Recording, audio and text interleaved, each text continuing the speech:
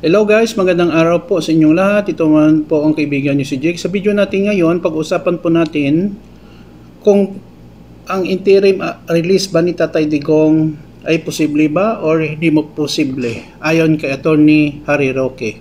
Before tayo guys magsimula, magpapasalamat muna po ako sa lahat ng mga viewers, silent viewers at supporters ng channel ko. Maraming salamat po sa inyong walang sawang panonood at suporta. Kung bago lang kayo sa video na ito, paki-like lang po, share, and huwag kalimutang mag-subscribe. May napanood po akong video dito rin sa YouTube na in-interview si Attorney Harry Roque.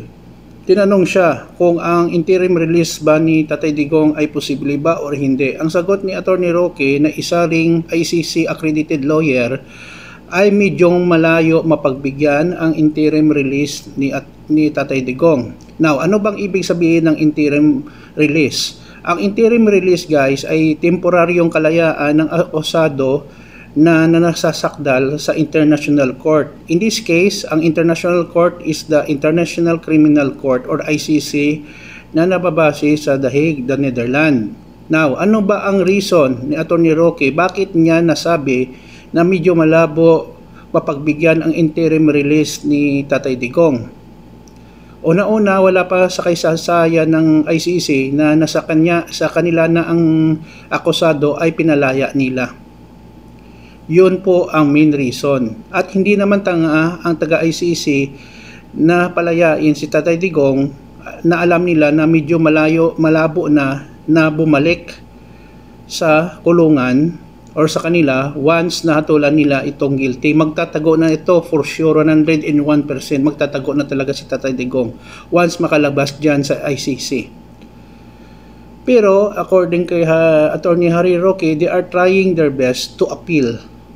Pero sa tingin ko guys, medyo tama si Attorney Roque, malabo. Kasi nandyan na sa kanila ang finailan nila ng kaso, palalabasin pa nila. Hindi naman sila mga bobo at tanga dyan sa ICC, especially ang mga judge na analyze nila at saka napakalakas ng mga ebidensya laban kay Tatay Digong na na-commit niya ang crime against humanity. Ano ba ang inyong saloobin guys? Pakilagay lang po sa comment section ng ating video. May mga DDS supporters doon sa video, nakita ko na sumulat ng card, birthday card kahit tapos na ang birthday ni Tatay Digong, para daw maalala ang kanyang ma-remember niya, kahit sa card lang daw sila makasimpatize kay Tatay Digong. May nag-comment nga, hindi niya kailangan ng card, kailangan nila ng pera pambayad sa legal team. So nakakatawa guys, no? Paiba-iba tayo ng sinusuportahan, that's normal lang.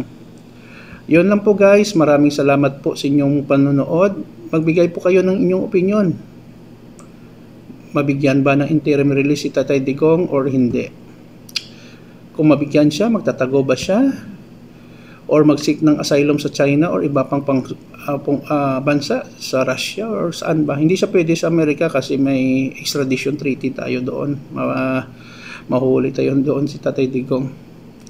Yun lang po guys, maraming salamat po sa inyong walang sawang panonood at suporta. Please like, share, and huwag kalimutang mag-subscribe sa channel ko. Mahal ko kayo, mahal natin ang Pilipinas. Please like, lagi po tulungan niyo po ako guys, no, sa mapalago pa rin ang aking channel. Thank you Lord.